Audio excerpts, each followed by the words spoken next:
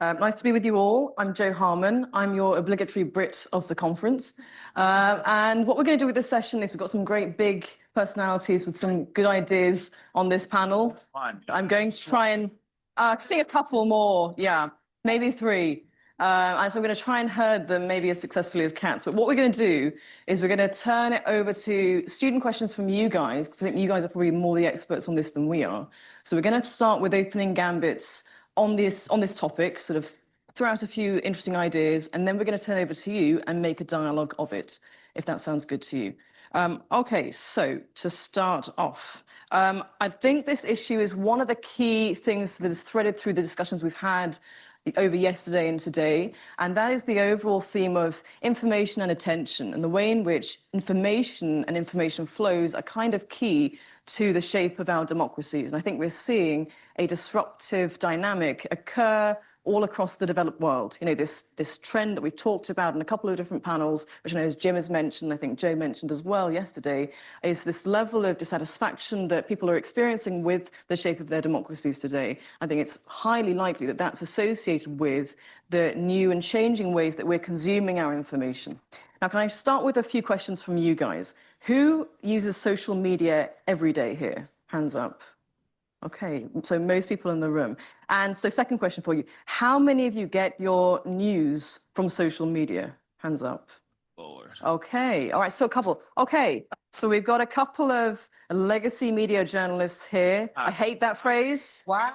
We don't do legacy. You don't do legacy? Okay. I reject legacy, then let's talk about that. I think it's a bit of a strange concept, the legacy media. It used to be otherwise known just as the media. It is a bit of a smear. Yeah. So I think we want to think about this broad theme of social media, some of the themes that relate to it. Are we in an age of misinformation? Is democratizing access to information and content creation driving that process? And what is this doing to democracy? What's the relationship between information and democracy more broadly? What's the state of our media today? Okay, so I'd like to throw it open to you guys first of all. So just that huge question, really, you can go wherever you want to go with it. What's the state of the media today? How is it impacting us broadly? Can I start with you at the far end, Jim, as the well-behaved one? Sure. What do you say here? Shite. It's shite. No. No, it's not. It's not. Chair. I'm joking. I use the Y, so I don't think that's actually a curse word. The way you frame the question, it's hard to give a simple answer because the democratization of information is potentially obviously a good thing, right? Like when we had only the BBC, BBC One, BBC Two in the US, when we only had 3 broadcast networks, in a lot of ways, that was bad, right? That was limited amount of information controlled by some companies. So more people being able to share information, that's in a way an incredible development.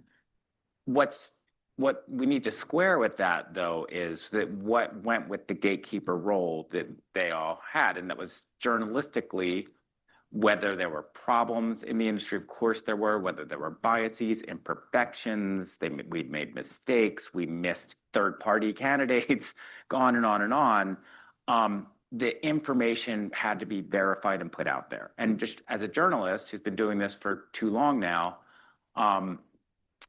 you really were taught that anything you were putting out into the wild in front of millions of people, it better be right, it better be responsible, it better be fair. It's a lot of work. I do this to this day. I'm up all night sometimes making sure what I'm putting out into the world, it's my responsibility to handle information that way. And that was the dominant news feed. All the news that came through the feed, before it was really a feed as we think about it, was vetted that way. I'm not saying it was perfect, all kinds of problems. But you made a mistake and you paid for it. And you had to correct it. And maybe you got sued on and on and on and on. So now the feed is primarily filled with what anyone's thinking. And I can even look at what friends do. When they're angry about something, Israel, either side of that, because I have friends, they'll put something out that's not vetted, that isn't true, that now has really warped the conversation among their friends, and they're having reach, right? They're having reach that you used to need a broadcast license for, or a cable channel or a printing press. So they're having reach that you used to have by practicing this form of journalism. And that's a big deal to me. And that is necessarily going to affect democracy because democracy is based on information. So it's a very complicated question, but there are things that have happened, movement politics that have happened because of the democratization of information. There have been big stories that have come out by independent journalists who are looking at things that we in the traditional, not legacy. So there's a lot going on here. The thing that I spend a lot of time thinking about is that lack of vetting, the lack of responsibility, and if it makes me sound like a fogey, so be it. But I was raised to be in terror of having something wrong. That was the worst thing you could do as a journalist because you are misleading people, and our job is to inform. So that's where I come down on it. Okay, fantastic. Eugene? I agree with everything Jim said. I'll also be an old fogey then, if that's the case, because journalists are trained, right? Doesn't mean you have to go to J school, but at some point you get some understanding of what it means to be fact checked, to have an editor, to get multiple sources. If someone's on background, you understand what on background and off the record and on deep background and on the record means. Everybody that has a microphone or access to a phone nowadays is not a journalist. And I think it's really important for young people to understand that. You guys are not the only ones. I got aunties and uncles who messed this up as well. They're like, that journalist, that is not a reporter. Not everyone who is in front of a camera is a journalist. And something that happened in Fox News was really kind of at the forefront of this is kind of the graying of the area of what is opinion and what is like reporting and factual, right? And so the American people, unfortunately, if you sit someone in front of a camera with the studio and they have guests, that person seems like a journalist, right? Like because that's what we were used to. All of us, everyone growing up, that's what you're used to. Is someone sitting across from someone asking questions as a journalist. When you started to add opinion, folks, there's a place for opinion. There's absolutely a place for opinion. But the lack of clarity between that has caused so many issues, right? And when you add in social media and the democratization of information, which I honestly, maybe 3 years ago, I would say that on the whole is a great thing, because when you had ABC, CBS, NBC, the only people that were anchoring were old white men, right? The only people that were doing the conversation were old, cisgender, straight white men. That was it, right? The producers were old white men. The people in front of the camera were old white men. The cameramen were old white men. Like the people getting coffee were women. Right? Like that was how the system was set up. And so it's a good thing that more people of color are a part of the conversation. It's a great thing that more women are a part of the conversation, that queer people are able to make sure that they're heard on the issues facing whatever country or world that they're talking about. And the pushback, I think what you're seeing at a lot of these traditional outlets and news institutions is, and we saw this really in 2020, was the fight between the diversity meeting with kind of the old white guy guard. But you can't just throw things out, right? And so what was created with those decades of the old white guy guard were some guardrails. And as you get into that and you start to democratize, and everyone on the internet can yell at their senator, which is great. You don't have to call them anymore. Now you can just yell at their social media person online and get your point across. The lack of guardrails on information is a huge problem. And when I talk to politicians and I ask them what's the biggest issue facing the United States, because I cover national politics, they say misinformation and, more importantly, disinformation. Because it's not just that people are confused or taking things wrong, it's that there are bad actors out there that are pretending to be journalists. They're using the words like breaking news, right? They even use code words that always flick in our heads as to what that means. And so now they're saying things that are just not true, completely made up. The other day, we had a conversation in our family because me and Nate have a child. We ain't got no child. The internet decided, someone created an AI child with an entire story. It was cute. It was very cute. Congratulations. Thank you very much. Congratulations. Thank you very much. That's a gift. It was gorgeous, obviously. So the kid looked like me. It was an AI kid. It had a picture of me and my husband it was completely freaky. And me and my husband when we got engaged, and you can tell because I'm going like this, And it says MSNBC host, MS Now, starting on Saturday. MSNBC host Eugene Daniels and husband Nate Stevens announced that they have a kid. Are you looking it up? And then there's like a quote from me. And I didn't say this. Like, I truly didn't say this. Do not move it around and don't bring it up on Google a lot. And so, like, I had people who I worked with who are journalists who were sending it to me. I'm like, oh my God, I didn't know that you guys had a baby. I was like, yes, we did just get a dog. His name is Obi. He's very cute. And then like, no, the little black girl. And I'm like, that's not my child. So Not the first time some guy said that. That's very true. This time it was true. But that disinformation aspect and the bad actors in the world is why the democratization is bad. It's not because democratization of information is bad. It's because because people get involved and they make it bad. Right, really interesting. I think it relates really good to your point, Jim, about gatekeepers and how there was this kind of element of stability because people had reputations at risk if they put out false information. Kiki, any thoughts on these issues? I put away all my side thoughts on all the previous panels. That's because Lynn asked me to. I'm going to do a different session later on that.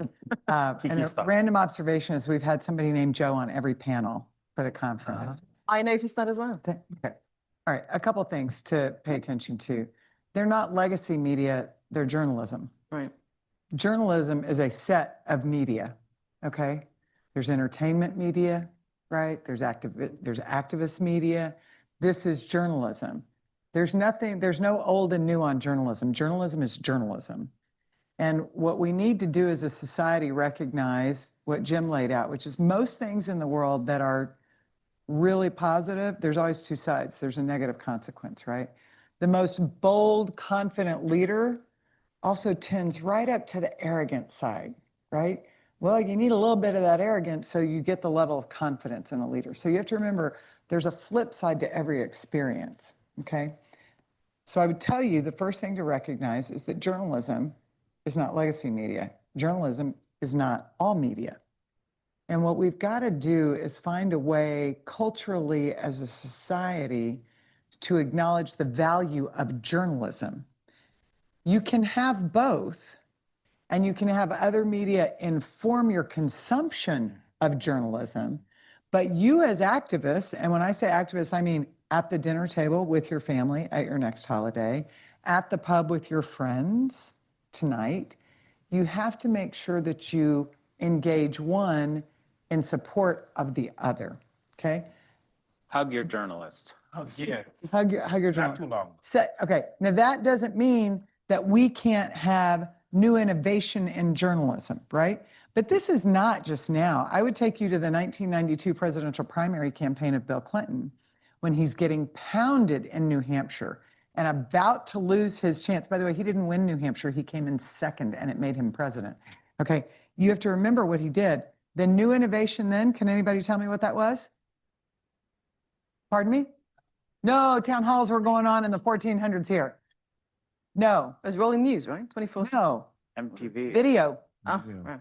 Home videotapes, old-fashioned videos, movies. You would go to the video store and rent them. What did Bill Clinton do? He went straight to camera on a video, and our canvassers took the videotapes directly. We door knocked and gave out a videotape of Bill Clinton where he spoke directly to voters, okay? And he then bought a 30-minute ad that was him direct to kid, right? So that's an innovation of 30 years ago. Today's innovation, all of a sudden, in the last 18 months, everybody's holding the camera, not because selfies are new, but because they're now sitting in their car. They don't have their press secretary putting them up with a flag behind them, right? So there's two things. There's journalism, there's direct communication, but where the distortion, my husband brilliantly used that word earlier, both on the third-party function here. The distortion now comes in non-journalists and non-principals, third parties, you guys, right, on your phone. Some of you have 1 million followers, some of you have 5, right? So the distortion comes in the third lane of those people who are not the principal, the candidate running for office or governing, or the journalists who are bringing to bear a set of facts. So I just want you to think about those 3 lanes and how they impact social media and the use of social media as we go forward. Yeah, I think it was a superb observation. And I think that contribution explains so much about the merging of entertainment and politics Yes. that we've seen. I think Trump is the kind of superlative embodiment of that. And Bill Clinton having been the first to do it, That's a great point. Yeah, right? that there is With this the kind of- Arsenio Hall moment. Yeah, I think that's a fantastic point. Micheal, your thoughts, please. Yeah, no, thank you. It's good to see everybody. And I think for me, the thing to focus on that's critical is the piece that Joe raised. And the last point, I guess the third lane, is distortion. And reason it's relevant is what happened in this room about 8 minutes ago. Does anybody know what it is? What you do? I bet you didn't even notice it. You, no, actually, yes. Fake baby. No. When the conversation about Eugene's baby came up, what happened? They all went online What did you do? Right. You Googled, you went online, with no and boundaries. there's the distortion. The principle is There right it there. is. Because what happened in that moment, you took a fact that was Delivered by the expressed, principal. delivered by the principal, and then you went to a source to verify that fact. And the problem is the verification and where you land when you do your Google. Because the algorithms are going to take you someplace based on what you've done before that may not land you to the point where it verifies the fact. It may reinforce the lie. I got more kids. And now he got more kids.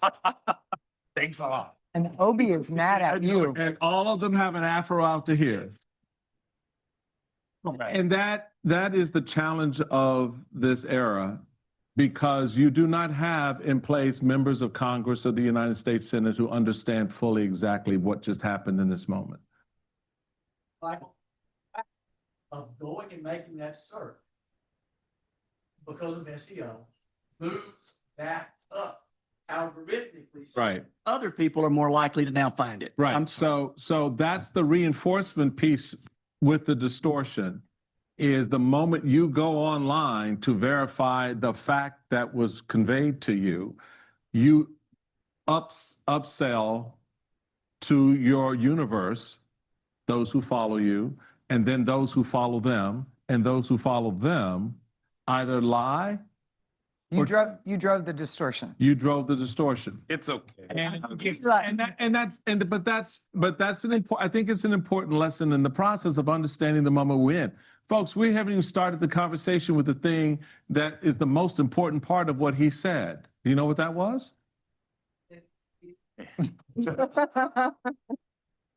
At least that. No, that the baby was AI. Yeah, yeah. It wasn't even a real baby. And you think about it, you talk about what Bill Clinton did in 1992. Let's talk about what happened in 2024, right? In the Democratic primary, when even before let's go back even before that. Before the primaries began in the fall of 2023, the RNC released an AI ad without any attribution that it was AI. All right? The first political party to put an AI ad into the political bloodstream.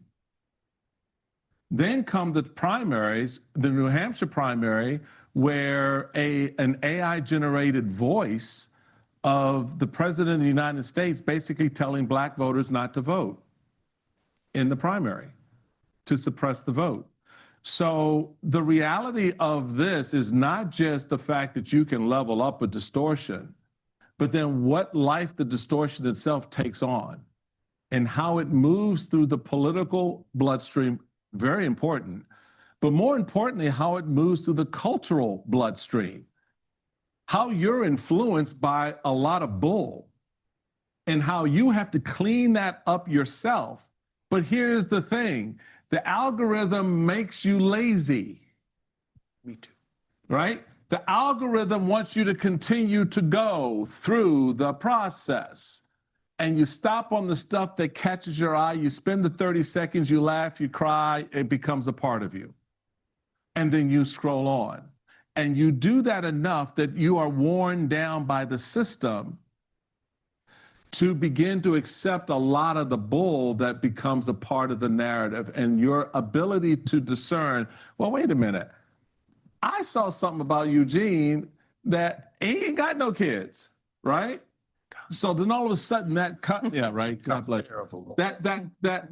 That conflict that would require you to then level up your own thinking and rationale around a particular subject is somehow suppressed. And so the challenge in this moment, as I see it, as we begin what will be in the 2026 cycle, and certainly by the time we get to 2028, a very exciting, a very engaging, but incredibly dangerous period of information, misinformation, and disinformation. The disruption is the thing. Those other two lanes have been swamped. It's like a flood over a road, have been swamped by the distortion. And now the question and the challenge is for Congress, for Parliament, for presidents and prime ministers, how do you deal with that? And how do you control for that when you're trying to move your population to take care of each other, to secure the national defense, to do all the things governments are supposed to do, but the people are being fed a lie about what is and what isn't? And then how do you, what do you think comes next? And We're going to find out. We're going to ask questions. yeah, just really quickly, the algorithm it has changed so much over like the last year, right? Because a couple of years ago, last year, I would go on my phone on Instagram, and I'd look at clothes, I'd go to the store within the app, then I'd close, and then I keep going, and I wouldn't see the clothes again, right? I'd see them again the next day or the next week. Now, and I want you guys to pay attention when you're doing this and you're looking at certain things on your Instagram Reels, for example. That's the thing that millennials use. That's sort of like TikTok. So on Instagram Reels, if I watch something and I watch the whole thing, the next thing I go to is that thing. It's very connected to it. When I got a dog, we started looking at dog videos, and it wasn't that the dog videos came up on my For You page the next day. It was as I was scrolling, the dog videos were popping up. It is stronger. It is happening in real time. And when things are free, you have to ask, what is the product? It's us, right? It's all of us going through the thing. And then what is the price? Yeah, that's right. Because nothing's free. Yeah, that's absolutely right. It's the monetization of us, actually, Yep. and of our attention. Exactly. And I think that's absolutely right. And I think all of those points, especially those last two, raise this question of, are we living in different political realities? Yes. And this is, I think, one of the key nubs of the issue is that to have a functioning, effective democracy, we all have to live in the same reality. So I think this is one of the key questions here in this kind of accelerated culture we're living in. Very brief anecdote. During the election last year, my female and male students were seeing completely different elections. Yeah. For the first time I can remember. And that really shocked me. And I couldn't see some of the stuff that some of my young male students were seeing, some of the podcasts we were talking about earlier, because the algorithm is selecting for what have you searched for before, what are your demographics, what's your gender, and so on. So I think these are things that really come down to these kind of core questions about how can we live in the same society. That's what I meant. Yesterday I was talking about this a little bit on that panel. And I'd said that we as journalists now don't know what's going on. That's what I meant. Yeah. We were trying to figure out a way, how do we, everyone's getting these different messages and they're living a different flow of the campaign. Yeah. And as journalists, if our job is to tell you what's going on in the campaign, we really are blind to it. And it bothered us a lot at the paper, but it's also one of those subjects that too many other things happen and it's so hard to figure out that we never got to it. Yes. And then people took stabs and they couldn't quite get to it because the platforms will not share their algorithms. Right. They won't show you how they work. There are rules here in Europe, or here and in Europe, excuse me. We're still in Europe. Excuse me. We're still in Europe. Here and Europe, that do require some transparency in the algorithms, which is all the regulations are, but not all, but that's a main ask of the regulations. And there was coming to be some consensus around that. But now in the US, that's over. For sure, yeah. And no one will even think about asking for that anymore. But that's a big deal. We always did know how media worked, and now we don't. Yeah. And it's another thing that you can't, how do you, if there's no way to see that, then there's no way to really deal with the problem. Sure, and we're now seeing, I think, these two models of the US model under Trump being to deregulate AI. We'll see the consequences of that in the next 10 years, and the EU model, which is regulate, and we'll see, what comes of these different approaches. Okay, superb insights here. Let's pick up some of those ideas with questions from our audience. So can we get the mics around? You're the bad boy over here. Yeah, come on, let's come. This is my Raise your hand. So interesting that Just, we remind everybody they're recording this, Yeah, and so you try and really speak have into to the put the mic, microphones. even if we can hear you. that we're sitting at Oxford and you receive text reply or messages from your intelligent friends, asking you if you had a child. Yeah. I mean, compare that to the rest of the world. I mean, being on their phones in very different situations and being voters. But that was actually speaks to my point, was that even his friends who knew him, because of how everything else before that moment has worked to sort of bring their ability to critically discern in a moment what's true and what isn't, had been diminished. When it hit, they just kept right into the flow. Oh my God, I didn't know Eugene had a child. And after years of saying, I don't want one, it made no sense whatsoever. She's got the mic right over. Brilliant. So we're going to have first question over here. Stand up. And over here, and then we're going to come over to questions over here with the gentleman. Hi there. Thank you all so much again for being here. My name is Catherine Conley. I currently work in strategic communications and government affairs in the UK. But I was previously an alumni of the 2016 and 2018 election cycles. Two questions. The first one, just the same point that we've been talking about. It's interesting that you asked how many people get their news from social media, because I think the thing that's changing even more is, well, when you actually want to go and get deep information on something, if you're going to Google it, where do you go? And people don't go to Google, they go to ChatGPT. Right. And so that change of learning the news, learning what's behind the news from LLMs, from AI. Curious about your reflections on that. And then secondly, with all the news in the BBC this week, was very interested in hearing your opinions on what is happening with the BBC. Can I take ChatGPT real quick? There was actually just a study that came out, and I'll go, if you find me after, I'll get on my phone and find it, because Jed Legum put it on his distribution channels that focus specifically on ChatGPT and people using it as a news source. So ChatGPT, right, is nothing but AI. So it's nothing but somebody doing a random clip service of what's online. And it doesn't represent any judgment or any anti-bias structure when you get it. So what you're gonna, right, well, that would be hopefully the anti-bias structure inside, right?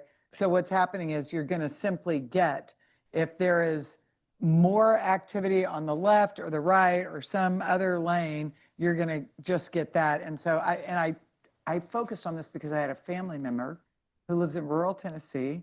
I think she lives in a place of challenged information gathering because of the community she's in is deeply in one place. She may not be, but she might partially be. And so she actually said to me, I don't want to hear information from anyone else. I'm just getting it from ChatGPT. So I said, that's cool, but I'm just going to send you this little story. So I just wanted to remind folks, and you should share with your friends and others, that that's actually not really a place to get journalism. It's okay to go to social media for amplification, but remember who's amplifying. So, sorry. And I think our phones have made us all so lazy, and Steele talked about this a little bit. I can't read a map, y'all. I cannot read a map. When I was a kid. They don't know what a map is. So a map is this thing. But when I was a kid and my dad would drive us places when I was really young, and my dad was in the Army, so we'd travel across the country. One time we drove from El Paso, Texas, which is one tip, all the way to Miami, Florida, which is it was 3 days of travel. I sat in the front, and I was the map person.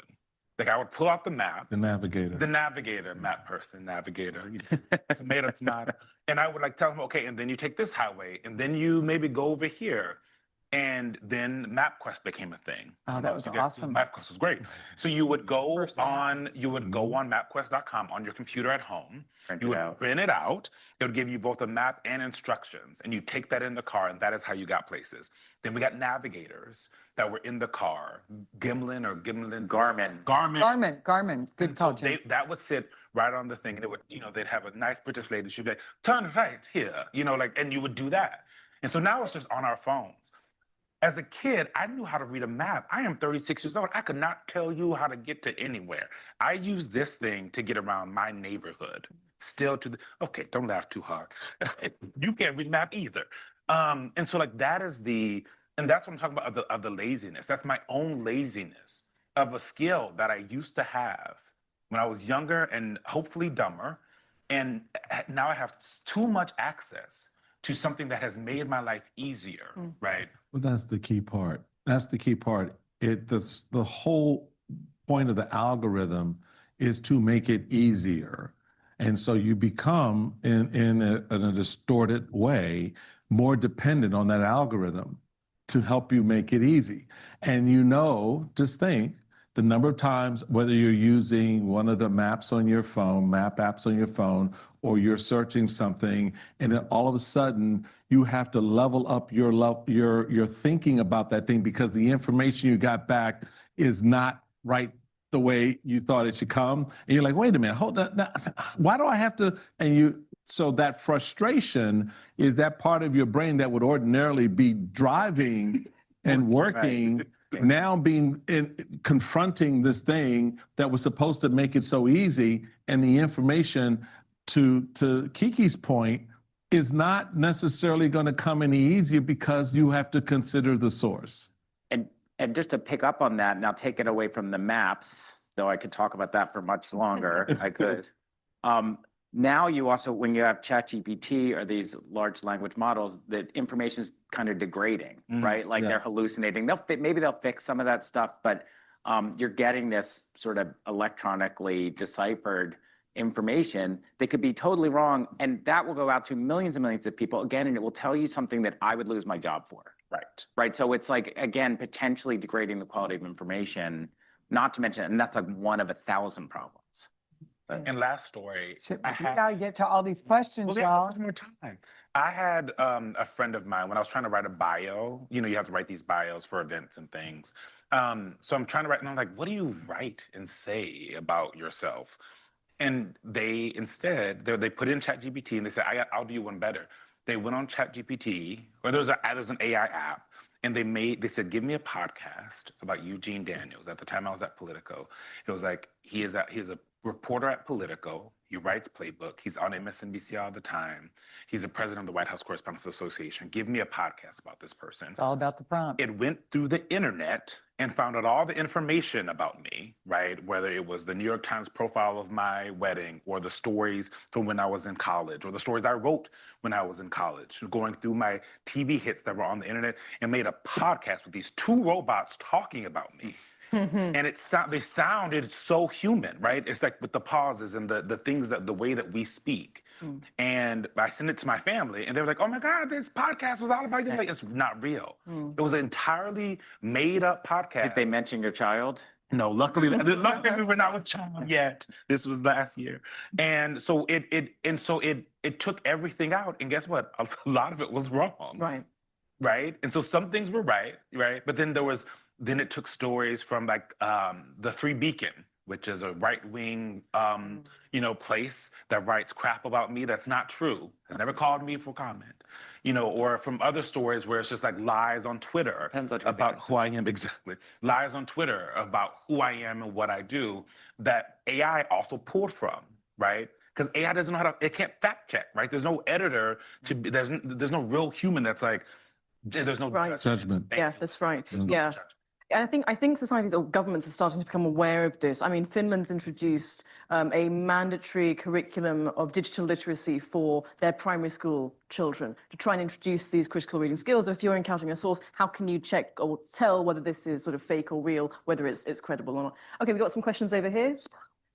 Okay, just to plead my defense, and I guess the rest of Gen Z's defense. You're okay, huh? The old people do it too. Yeah, no, us Gen Z, we understand how the algorithm controls what we see, and I believe that we have found ways to counteract it. Like, we grew up in the world of misinformation, and we know how to fight back on Instagram, Google, and TikTok. And it's still the most direct way to verify news. Like, let's say Mr. Daniels, he lied about the fake news of his child, maybe just to instill fear of AI.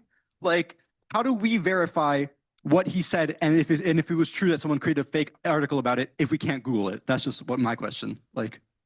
Okay, so I think the question is how do you How do you how does one verify information if Cool. when without using these tools which are feeding the problem? Is that the gist of your The question? oldest tool in the world works, which we had to do was call people, Yeah. right? Well, they like to talk on the phone anymore. They don't, but still. I think his point is that Google is you guys trust people less, I think, right? Like you're in the- saying you don't trust the principal telling you he didn't have He a is, child. he does. First person verification was not good enough for you. I wanted to verify if he was telling the truth and then verify and. Well, you can't prove a negative that there's no child. Can I just ask a question right out of the gate? Why would you need to verify if he was telling the truth about himself? You don't know that it was the truth. Might lie. I don't know why, but they might lie. And so, I mean, so I think so Exactly. So I think his point is, and it's an interesting one, Mhm. is that like we were all taught first to trust adults, right, and trust people older than us to tell us the truth, right, and they have grown up in a world where the adults have lied to them. The adults have lied to them, and the institutions have failed them and lied to them.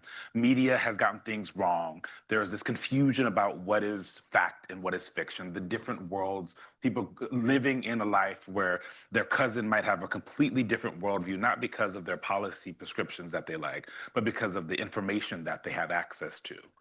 And so I don't know the answer to that, because the fact of the matter is, it is not insane for your generation, or hell, my generation, I'm just a millennial, to not, what is it, trust but verify, right? To not trust everything that people say, because over and over and over again, you guys have been lied to. Governments have told you there were weapons of mass destruction. That was the big thing for me, that there were weapons of mass destructions and they invaded a country because of it, and there were no weapons of mass destructions found, right? And that has happened over and over and over again, both big and small for you guys. And the difficulty is finding people that you trust. I would hope that, and I'm not faulting you for looking it up, just to be clear. I don't think anybody is. I think it was just like, Oh, no. it was a very good point. No, It it's was- just a it was good a example of example the of what we're moment, talking right. about, to be clear. You're not in trouble. All right, let's get to another. Go on. And so the struggle is, and the important thing is for you guys to find people who you trust.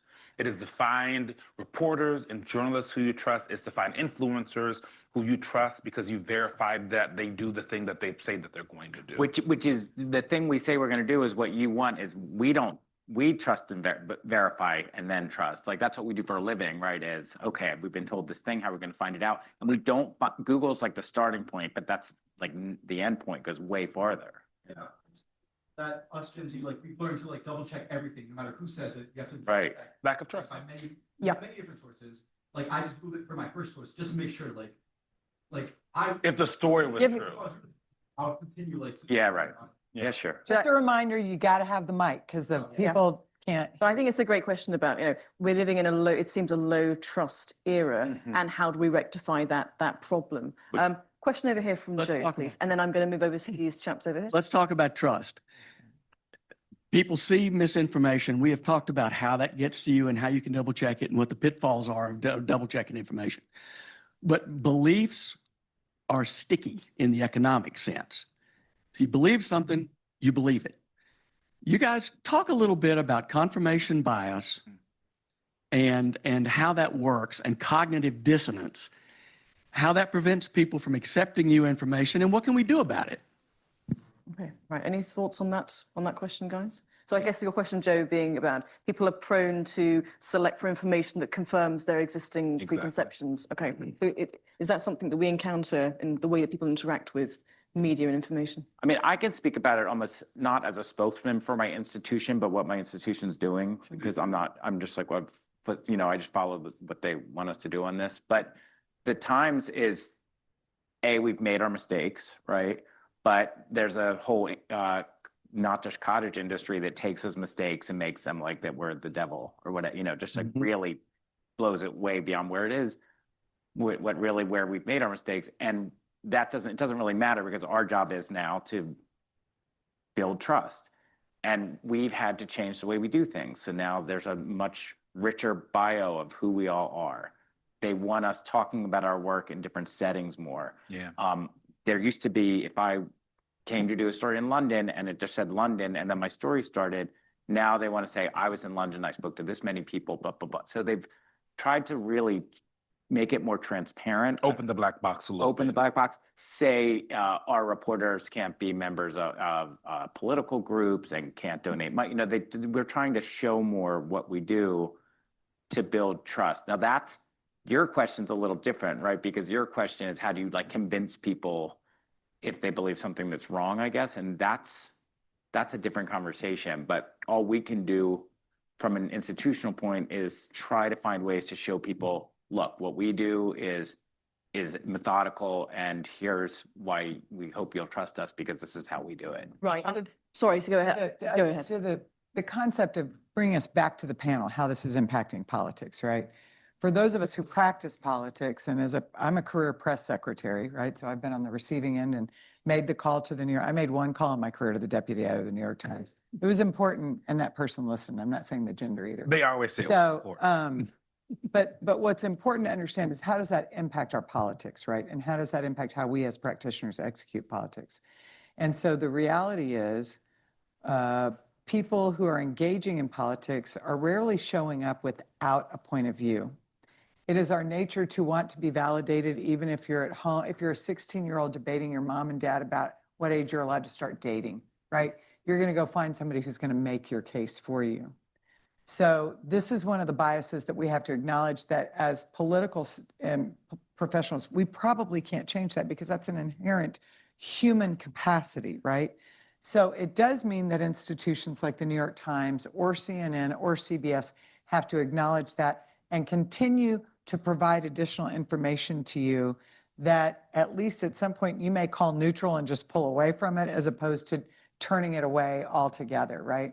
I think it's a huge challenge. We could do a 3-day conference just on Joe's questions. So I don't know that we're going to do it here. And I know there are a ton of other questions, but I want, you have to recognize what that means, that in the world of journalism and political communication, ultimately it is a human condition impacted by far more innate human experiences, like the cognitive dissonance Joe raises, and not all of it can be addressed by public policy or professional policy. I think this is a great point, though. I wonder if there's also a point in to say that our political culture and expectations have changed. In other words, Yes. sort of, as I think you made this point, Eugene, about the maps, that the way that we're being sold to Michael's point, is about hitting our points where we're kind of softest and most easy to push in a certain direction. That if you reduce the barriers to using a certain kind of technology, you know, it's easier to use a sort of, you know, a sat nav on your phone than a map.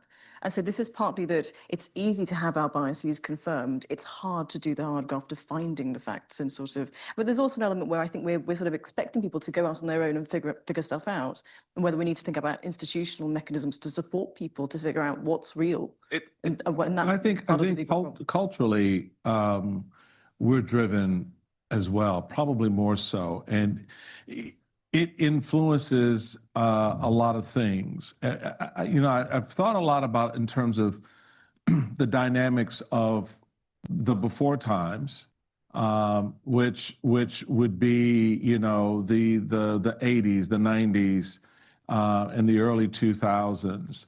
And then these times, which oddly enough, folks, does not begin with Donald Trump. I mean, a lot of people want to put a lot of weight and baggage on Trump, and some of that, a lot of that could be deserved. But when you're looking at the cultural trend lines and the ebb and flow within the intersection of faith and politics and economies, the culture has always been that thread that runs through those things. And so the culture, as immigrants come and go, as societies grow and shrink, as new generations come online, not literally, but just in terms of becoming, emerging into the flow of the society, that feeds the influence. What we have happening now is a distortion, and I love when you laid that on the table, because what you have now is a distortion where our politics are driving our culture, our economics, our faith. How many pastors do we know are now standing up in the pulpit and sounding no different than a politician, right? And so the politics are now being the thread that weaves through. And when you layer on social media, the ability to spread that influence far and wide in an instant. Yeah, that's right. This is where you get it. The bias that's being confirmed is not a faith bias. It's not an economic bias. It's a political bias. And you're imputing it to your faith thinking, your economic thinking, your social thinking. And so that is informing how you're looking at your friends, why you can't. And with the joke in America, a lot of times, as many of the Americans in the room know, is that, oh, I don't want to go to grandma's house for Thanksgiving because she's going to start talking about Donald Trump. Or I don't want to go to the family picnic because Uncle Joe is going to talk about Joe Biden, right? Right. So that's a political bias that is informing how you're behaving culturally with your own family. Spot on. Yeah. And so that, for me, is where that intersection that you raise of the politics and how that plays into this, the politics has taken over all these other things. Right, because culture and politics have merged. They've merged. Absolutely right. And they haven't merged on accident. Let's be Right, clear. This no. doesn't just happen. Like, it's not like. But why then? It's not like. Why, Eugene? Why have we seen this It's merge? not like, in democracies, you last for a longer time and then politics becomes a part of everything. That's not how it has to work. It has happened that way because politicians and practitioners of politics, not anyone here, they're all very lovely, have taken advantage of this, right? They want people to be less informed with real information, right? They want people to look at an AI baby of Eugene Daniels and think Eugene Daniels has a baby. Because once you convince people of something as silly as that, you can convince them of almost anything. Right, and also these algorithms are so effective. They're, in other words, not with an E, with an A. It's run on emotionality. Exactly. You're pressing people's buttons, and politics engages our emotions. Exactly. Secondarily, when you can get people to think that they can't trust anything, Yes. now you really can get people Right. to do whatever you And the things that you guys are doing with your fact checking is slow news. You have to verify. Yes. This stuff is easy to get out quickly. Right. And that's Fake really the stuff point. like I- Yeah, I think Michael did that. Leaves Said that way really well. for democratic backsliding because you have an authoritarian. I'm not saying Donald Trump is a dictator. I'm not saying anyone in any country is a dictator, but it leaves the door open when you talk to experts on democracy of someone coming in and say you can't trust anything they said. I'm the only one telling you the truth. Right. That is what you see and why. And the moment they say that, you know they're lying. So. Yeah.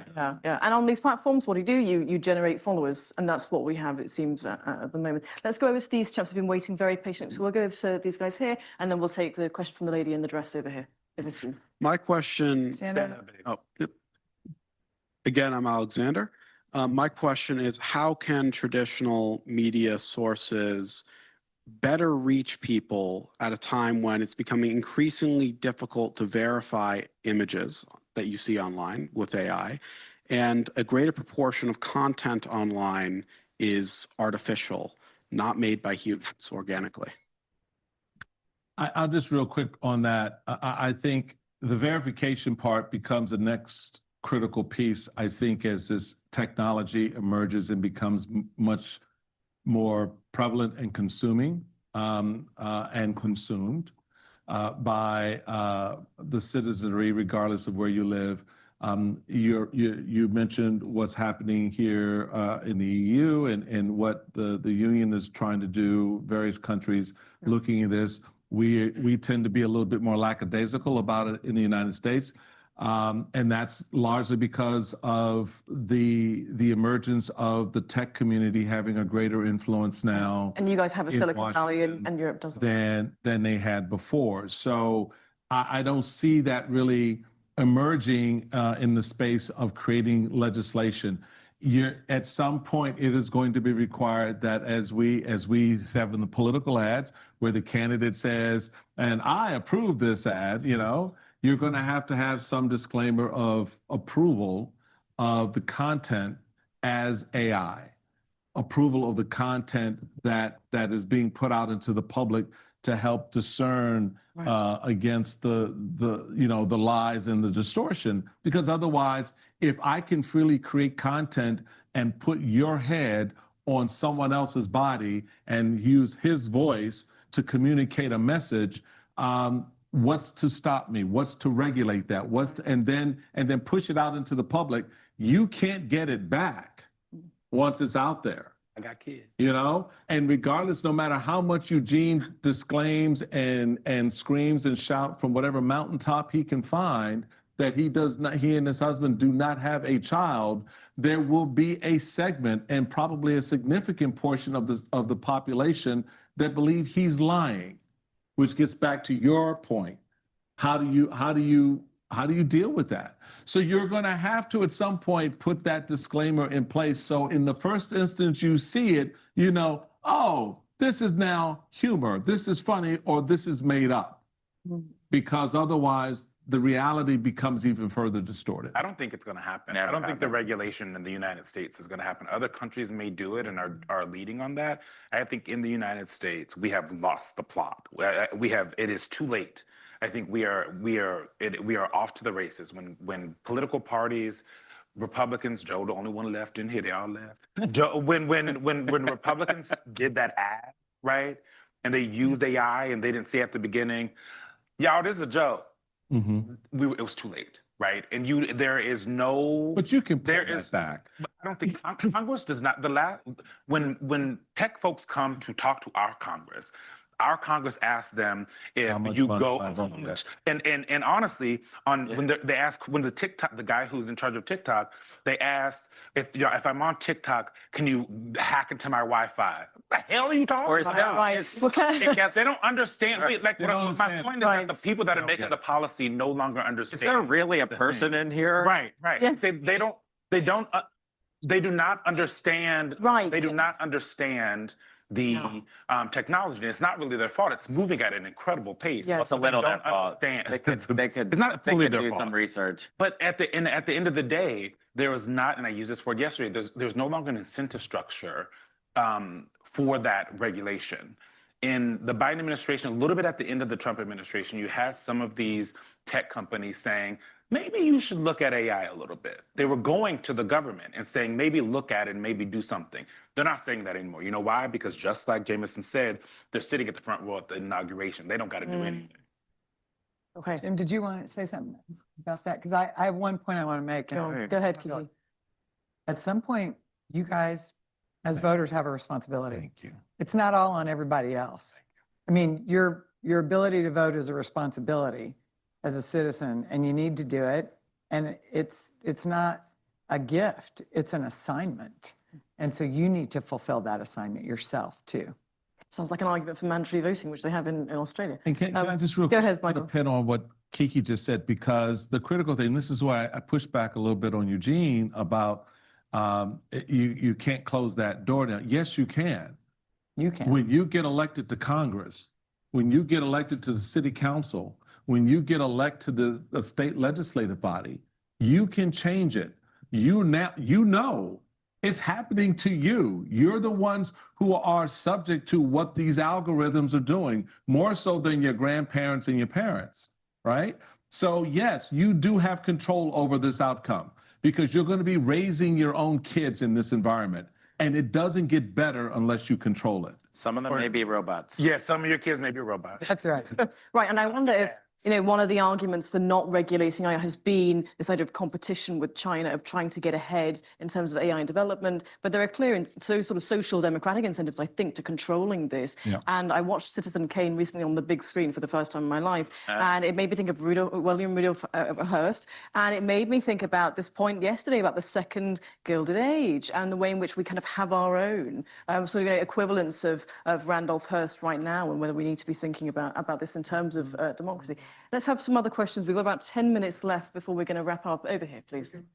The floor is this? It's on. Sweet, thanks. And we'll take two. So we'll take your question and then we'll take yours straight off. Okay, perfect. I'll just pass it over. Yeah, that's right.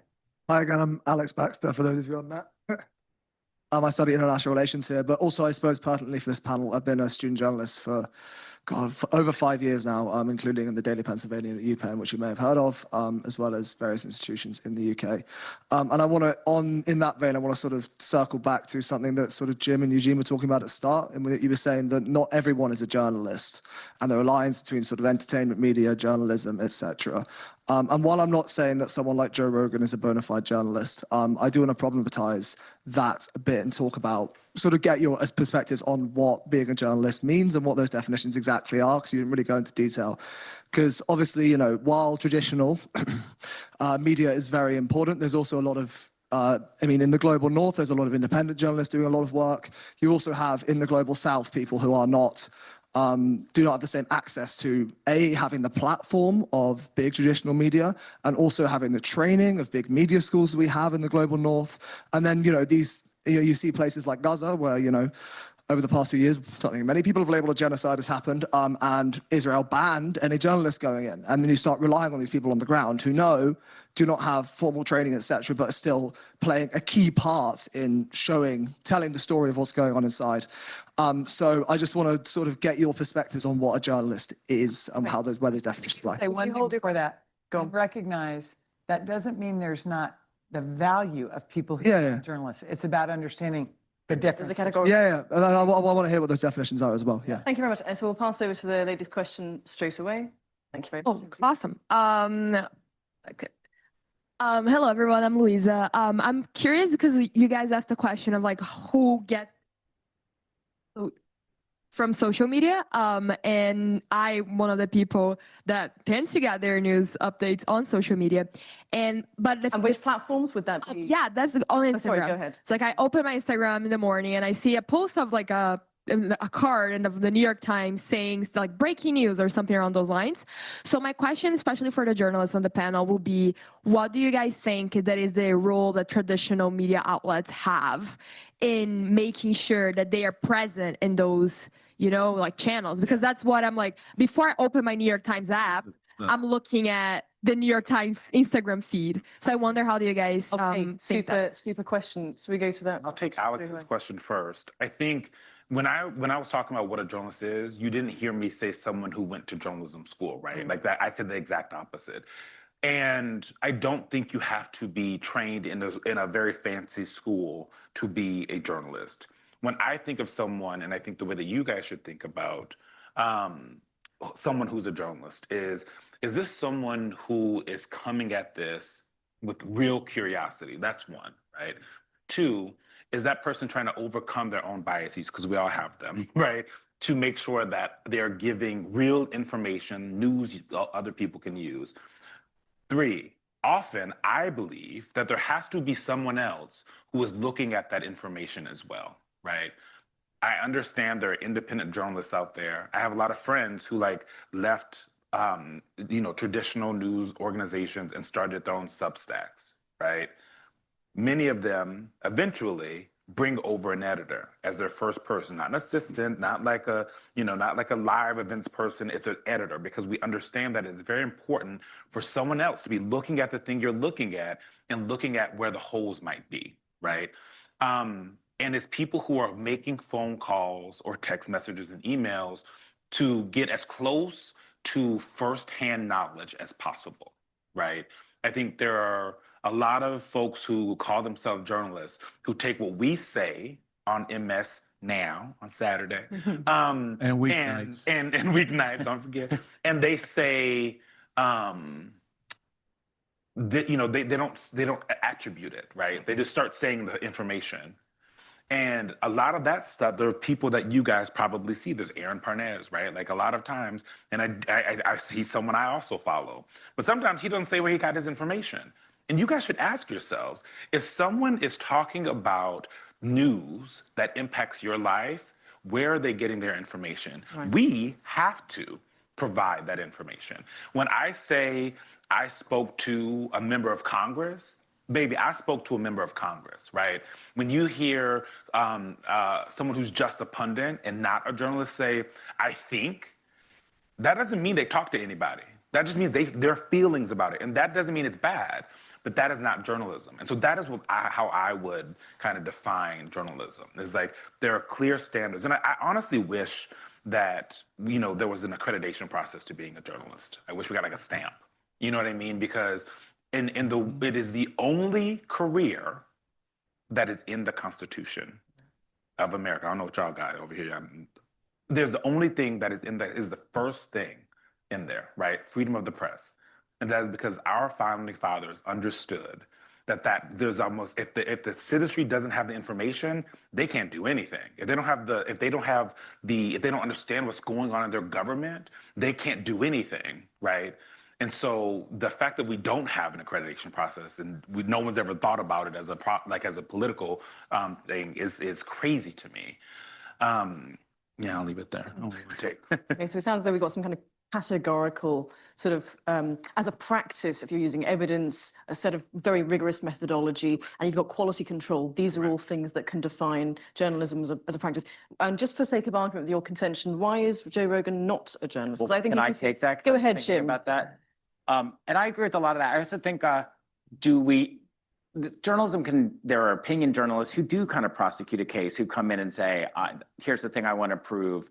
Their stuff has to be true. And they have editors. And they have editors. And they Capehart, my co-host, is an opinion journalist. And right, and he does, but he won a Pulitzer for doing real reporting. But so there are all kinds of different journalists, but do they correct stuff when they're wrong? Now I'll mention Joe. I'm glad you brought up Joe Rogan, because I have a relative who loves Joe Rogan, and Sorry to hear that. and is very influenced by Joe Rogan, and says, you don't respect Joe Rogan. And in fact, of course I respect Joe Rogan. I mean, he's made like all this money. He's had incredible success. He could be very entertaining, but in that respect, what I don't like that he does is throw a thing. Well, I heard this, and there are millions of people listening, and the thing he heard is not true.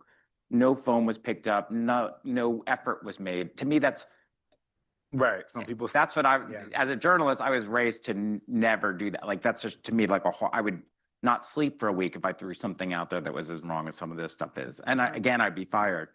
So it is that's not journalism, right? That's talking with your buddies, but you're getting blasted out to a huge audience. Go ahead, Mike. That is both of those points are very, very important. And I live in that space. I am a politician. I am a political analyst on MSNBC, have been for MS Now on Saturday. MS Now on Saturday. Yeah, Thank you very much. Now we're about to go into becoming MS Now, or Ms. Now, on Saturday. But I make it very clear to my audience when I have the chance, and certainly to the journalists that I work with, Alicia Menendez, on the show. I am not a journalist. I don't even play one on TV, right? I'm a political analyst in the role that I have because I've done politics and still do politics. So when I say certain things, I'm trying to be very clear about that. I have sources that I refer to, but they're not the same kind of source that these two gentlemen have. I don't necessarily have the same protections under the Constitution that these two gentlemen have when I say certain things. I am subject to a great deal more scrutiny because I am not a journalist. And so it does matter if I give bad information. It does matter if I give disinformation. And I can be held accountable for that in ways similar to you, in the sense that your editor, your bosses will fire you for reporting something. My bosses will do the same. And so I have standards in my ear. I have lawyers in my ear, and I have been corrected real time on air when I have said something that even infers or implies something that may not be clear, not incorrect, but clear. I will get the note, you may want to clarify that, your relationship with that individual. You may want to disclose the fact that the person sitting next to you is someone that you've worked with in politics, et cetera. So I think I say all of that to say, in juxtaposition of what my friends have said, is that line gets crossed a lot. And the Joe Rogans of the world, who do not have a conscious awareness of necessarily being obligated to do anything because their ecosystem doesn't require that they have that sensibility, right? They get out and they say, well, I heard, and I just saw on TikTok, and they're putting out that disinformation. Here's the point. You need to know the difference between a Joe Rogan, right? A Micheal Steele, and these gentlemen. But Because that's the lane you're playing with. In other words, Joe Rogan is out there doing his thing. He's not making a pretense to being a political analyst or a journalist. And I think that's part of the problem. a big part of it. But the interesting thing is sometimes maybe Joe Rogan will get onto something faster than we will, right? Right. He'll be right. And we'll be slow, or our reporting is behind him. Because we're fact checking. But that's because you're We can't get to it. So, That's but then it's like, well, why didn't you report this? This was right. That's right. And We're not there yet. So Yeah, and it seems this drift towards podcasting is in some ways being the thing people are consuming as news. Again, politics as entertainment. It's a talk show. does that bring us to that question? I want to answer one thing. We've got some final remarks on. To your point, social media as an amplification tool is different. So if someone has reposted Jim's article from the New York Times, you're not getting your news from Instagram, you're getting your news from the New York Times, right? So think about how that breaks out, right? And the role that that's a positive benefit of that role. And you asked, I don't know if you used the word responsibility, but the responsibility of traditional news organizations to use social media to get in the game. We at MS Now on Saturday, we have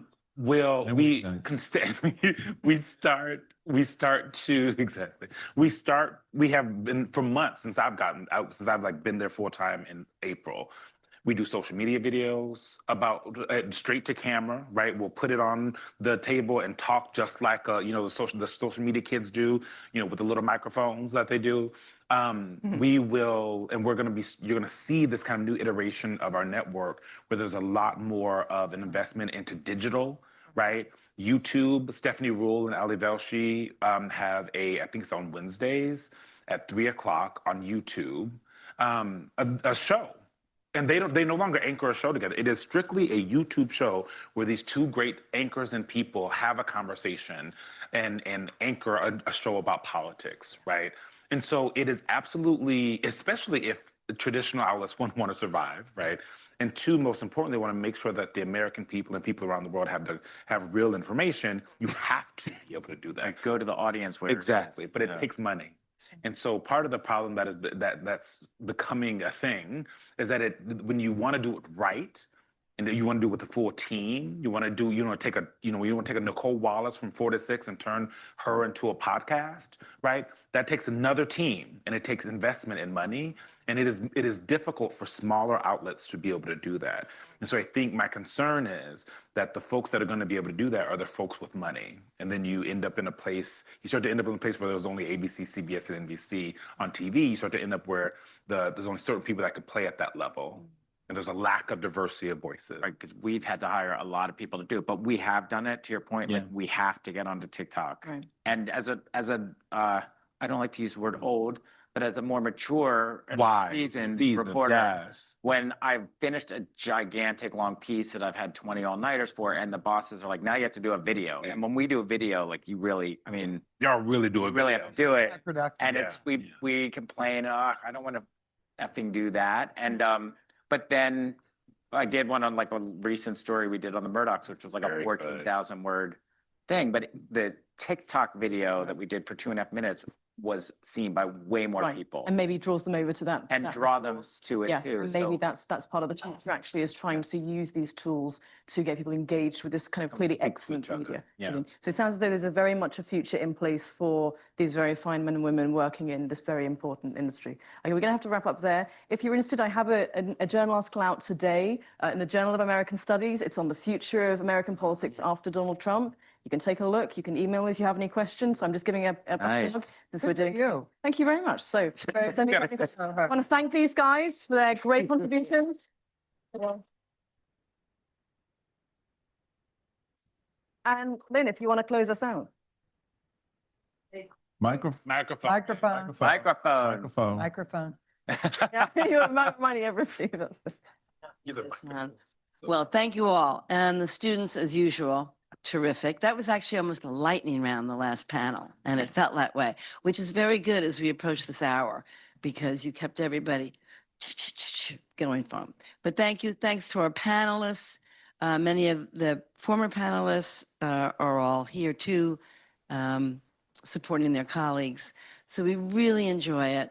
You've all made us feel very at home and keep us on our toes. The panelists always talk about they can't just sleepwalk this with this group. So very much. On behalf of the Bradman Center, thank you all.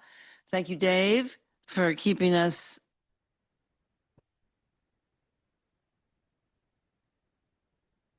if it's, if a tree falls in the forest and no one hears it, there you go. So Dave keeps the tree falling in the forest to be heard. Thank you all very much. And anything you need, be in touch with Tom. Tom, terrific. Thanks again. Have a good evening and see you soon. Okay.